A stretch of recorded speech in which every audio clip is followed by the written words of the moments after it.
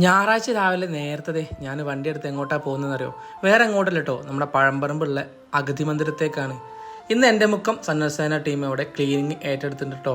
മഴക്കാലം ആയതുകൊണ്ട് തന്നെ അതിന് മുന്നോടിയായിട്ടുള്ളതാണ് ഇങ്ങനൊരു ക്ലീനിങ് അവർ തീരുമാനിച്ചിട്ടുള്ളത്.